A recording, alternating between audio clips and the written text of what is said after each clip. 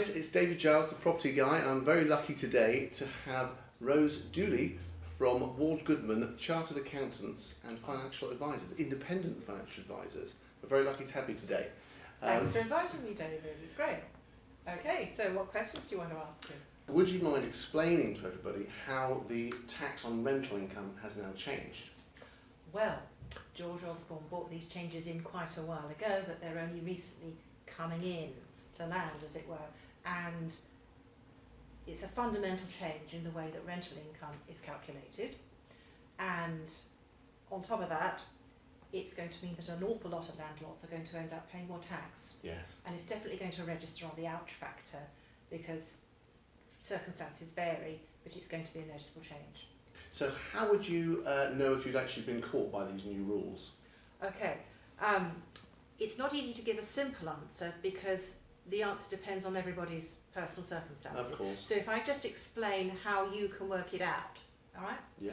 So you get your 2017 tax return, the one that you've probably just done or just about to do. Yeah. And you look at the income calculation at the back, usually. Yes. And you look at the number after taking off the personal allowance of 11,000, and that's your taxable income. Yeah. Right? Now, next step, find your rental interest, your mortgage interest. Yes. So not the, and ignore the capital repayment part. Oh, definitely, yes. So, if you're yeah. deducting that, please come and talk to us. Yes, that is very, That's very important. wrong, isn't it? Yeah, Yeah. definitely. We've seen it, haven't we? We We've have. seen people go wrong. So you find your mortgage interest and you add that to your taxable income. Yes. Right? Yeah. So is that number over 33,500?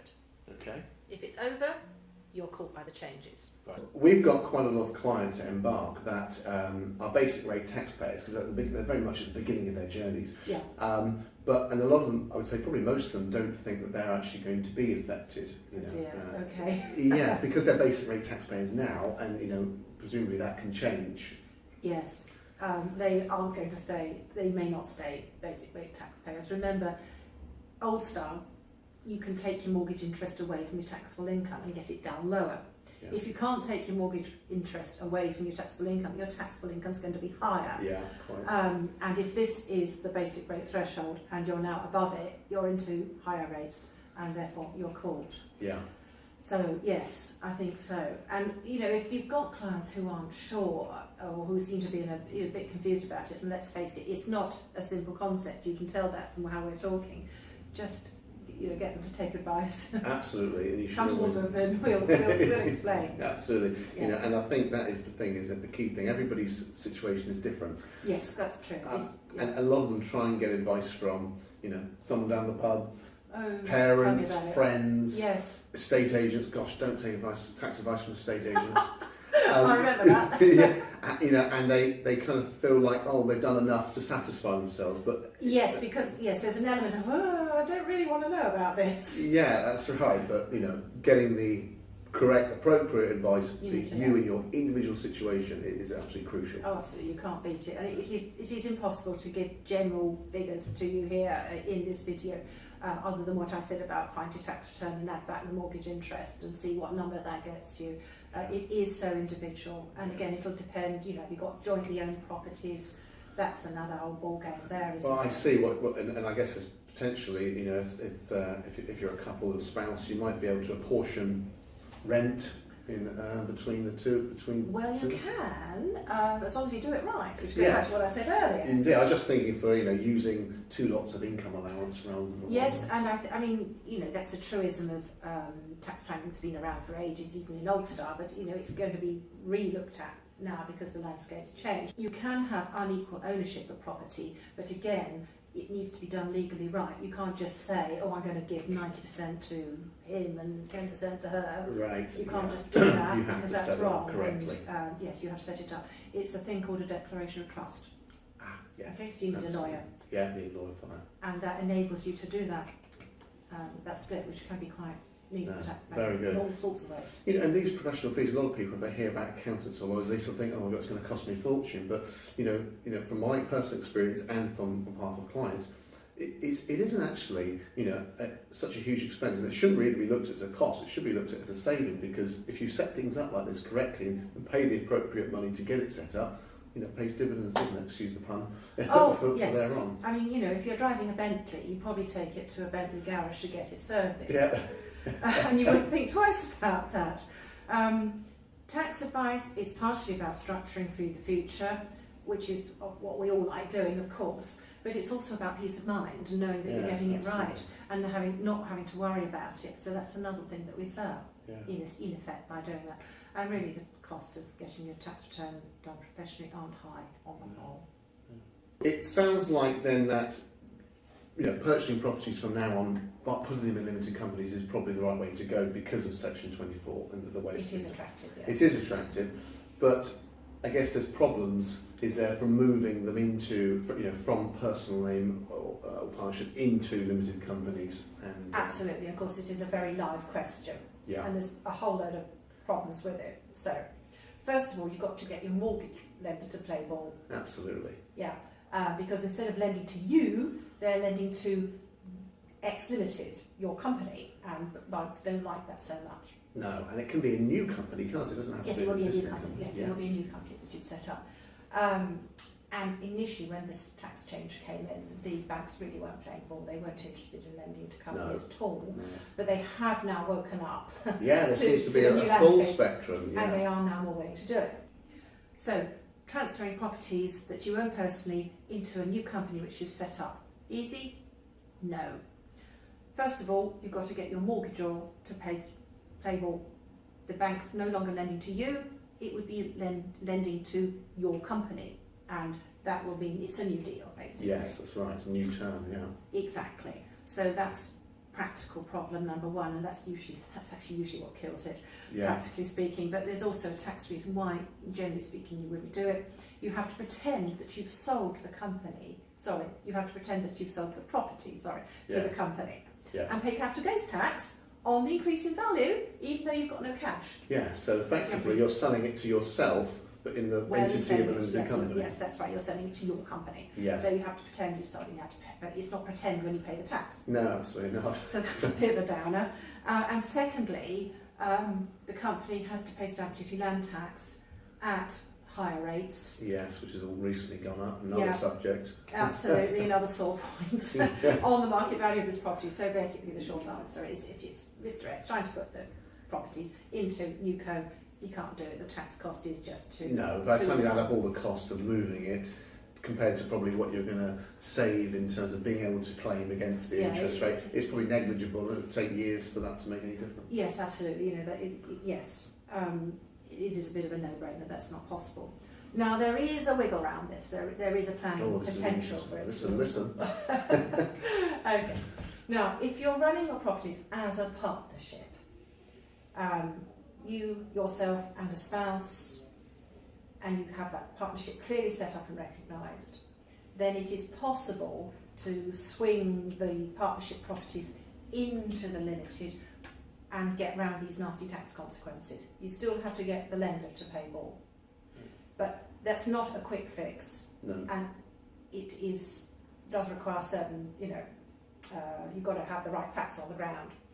And in particular, when I say running it as a business, that means that you've got to be a hands-on property manager yourself, not using an agent, working at least 20 hours a week. Right, yeah. So for people who are part-time landlords who have a job and also a couple of rental properties, that route's not going to be open to them. But if you think it might be possible, then come and take advice, because if you're going to set up a partnership, it has to be a partnership. It has to have some legal documentation behind it. It has to be done right. Many tax planning things don't fail because they're illegal. They fail because they're not done right. The execution's wrong. Right. Yeah. Okay. Quite right. Yeah. But there's also the pressure from the other regulatory environment. The heat efficiency, the checking the tenants. Yes, there's all sorts of new bits coming in, isn't there? And you know far more about that than I do. But I mean, it's feeling like quite a pinch point. It is, yeah, throwing everything at it, and I've certainly noticed in the auction rooms there's a lot more buy-to-let property in the auction rooms. Brilliant. This will come out, Yes. Yes. Yeah. So it's an opportunity for some, actually, isn't it? It is, absolutely, yeah.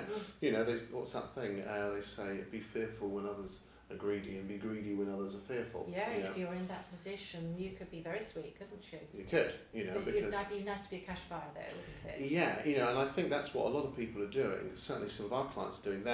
We're analysing and doing our sort of free portfolio reviews that we do, and we look through and we just make sure that there's, are there any sort of weak points in there? Are there any properties that could be realigned or changed to, increase What do you rent? mean by realign?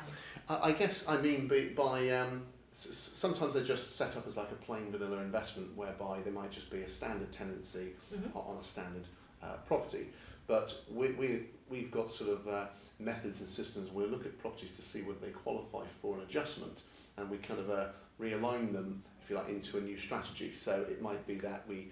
like multiple occupancy, for Absolutely, example. yeah. We could, that is one of the sort of circa 120 different sort of strategies that we use. Okay. Well, I'm here to learn too. So Yeah. really good.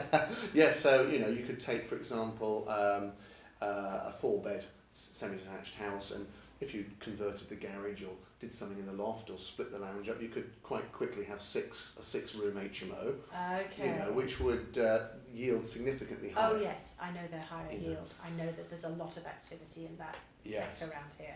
And there's other things like we see it all the time when we get sort of people who've got a portfolio, either that they manage them, privately, or they might have it with another letting agent.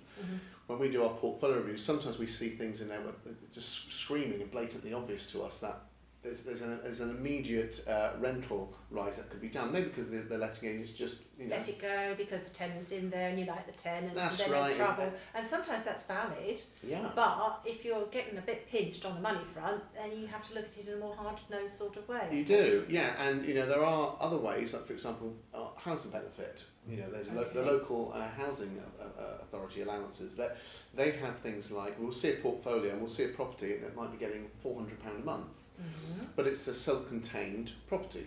So we think, why the hell is it £400 a month? The minimum, housing benefit claim for a self-contained property is, well, locally it's about £530. Oh, okay. So there's immediately you can see an opportunity because you've got the local knowledge. Yes, absolutely. Yes. You can just go, well, that's literally a simple case of putting the rent up and helping the tenant fill in a claim for a higher amount. It's as simple as that. That sounds so worthwhile, and I'll encourage my clients to come along and talk to you about this. I really think it's worthwhile. Yeah. We're analysing and doing our sort of free portfolio reviews that we do. You do that for free?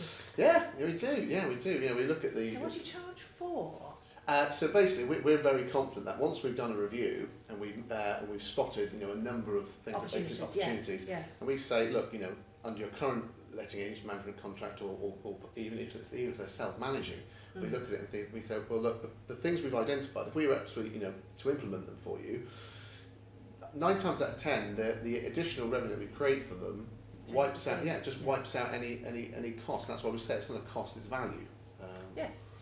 Yes, that's the good game to be in. Yes, right. It's a good situation. Now you can't always achieve that, obviously, but then you know that you're steering people in the right direction. There's a lot of people reacting to this in different ways, isn't there? And I guess there's people who don't even have mortgages. So if you don't have a mortgage, they're laughing. They're laughing. They're unaffected.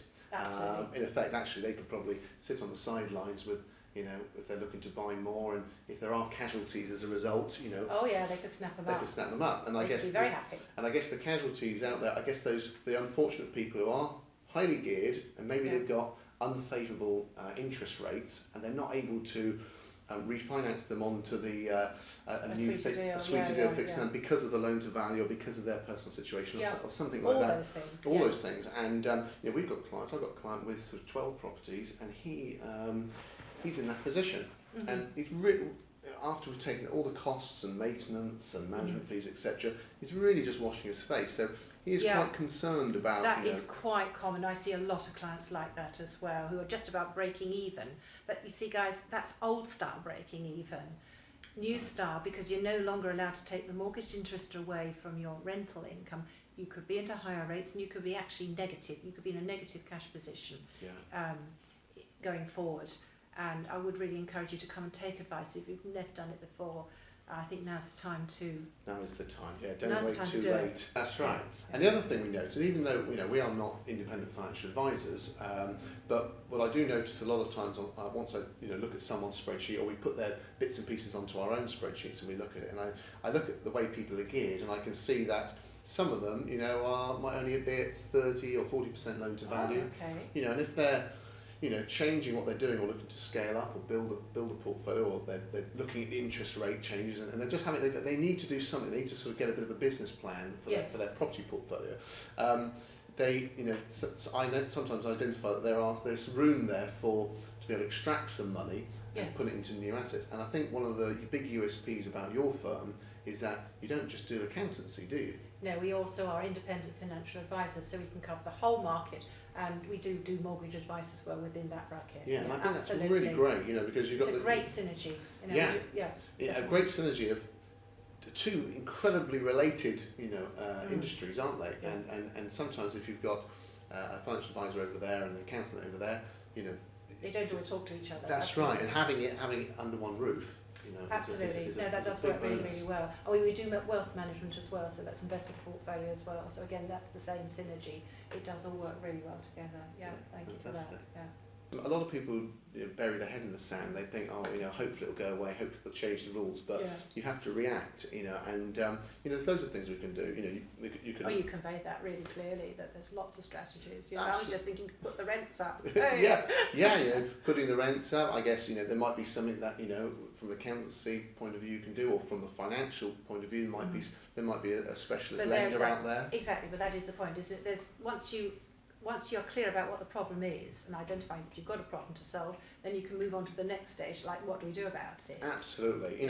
From our side of the fence, we break each property down individually, and we see which one of the bad eggs, and can those bad eggs be changed turned around, or is it a case of take emotional attachment out of it, sell them, and either use that to down pay the other ones to improve loan to value, or or it could be to reinvest in something better. But you still need tax advice, don't you? Because if you're selling a property, the capital gains tax on your different properties can be hugely different. And if any one of them had previously been your residence before you rented it out, that can make a material difference. Absolutely, that's a whole other story. So we can't go into that. Very good point. Yeah. So it's breaking down each asset, isn't it, and working out what's the allowance on each one, what is the liabilities of each one, and working out which is whole review, an entire review. Fairly straightforward, not rocket science, but just just a bit of knowledge will help you make the right decision about what to do going forward. Yeah.